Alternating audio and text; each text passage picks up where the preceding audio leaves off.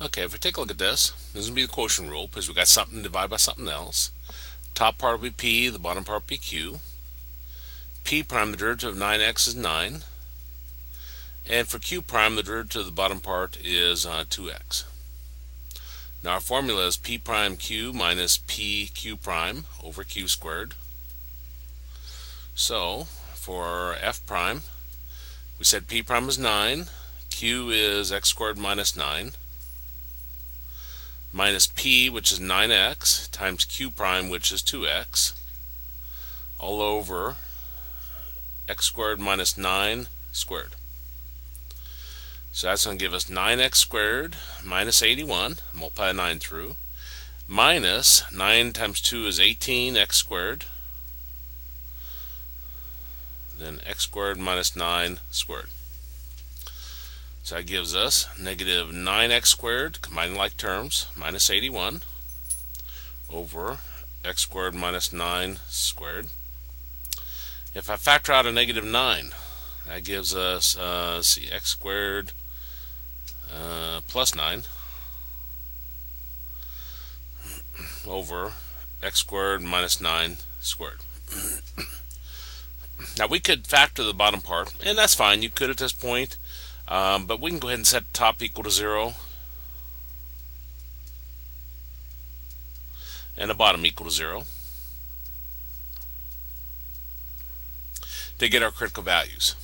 Now whenever you have a number in front of the parentheses, it drops away, because if you divide both sides by negative 9, it's gone. So we got x squared plus 9 equal to 0. If I take 9 over, I'm going to get x squared is equal to negative 9. And if I use the square root property, drop the squared, put a plus or minus square root on the other side, I get a negative inside of a square root. That's going to give us an imaginary number, so you drop that. Now over here, if you have parentheses to a power equal to 0, you can drop the power. So you got x squared minus 9 equal to 0. Take negative 9 over, becomes a positive 9. Drop our squared, put a plus or minus square root on the other side, which gives us x is equal to plus or minus 3. Those are our critical values.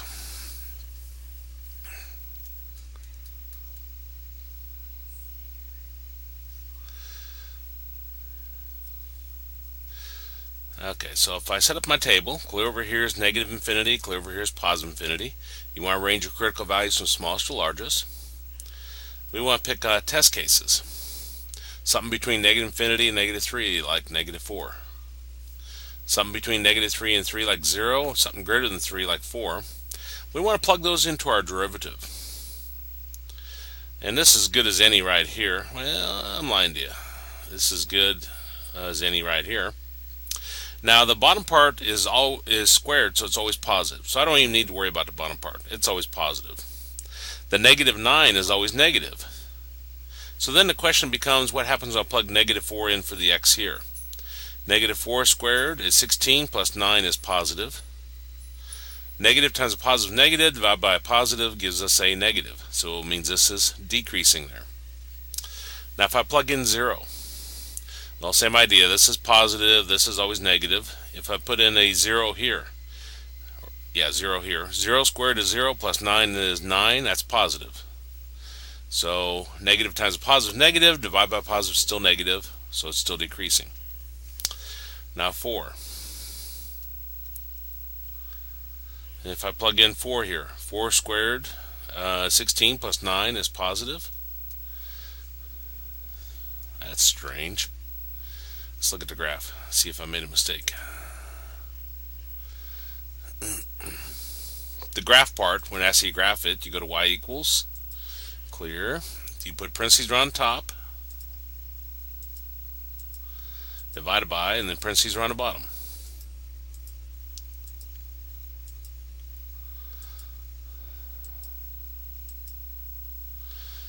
Decreasing, decreasing, decreasing. Okay, well, I can buy that then.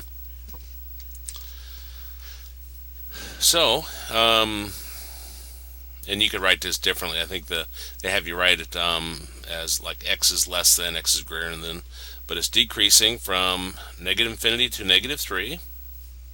It's also decreasing from negative 3 to 3. and it's decreasing from 3 to positive infinity. Now, you only have mins and maxes when the increasing and decreasing changes. They didn't change. Okay, now vertical asymptote, I think, was another thing it was asking. For your vertical asymptote, you go back to your original function, you factor the top, you factor the bottom. X squared minus 9 becomes x plus 3 times x minus 3. You would cancel, but there's nothing to cancel. Set the denominator equal to 0. And solve. Well, this is already factored, so I'll set each factor equal to 0. So I got x plus 3 equal to 0 and x minus 3 equal to 0, which gives us x equals negative 3 and x is equal to positive 3. For a horizontal asymptote, the degree of the top is 1, degree of the bottom is 2. When the degree of the bottom is larger, your horizontal asymptote always is y is equal to 0.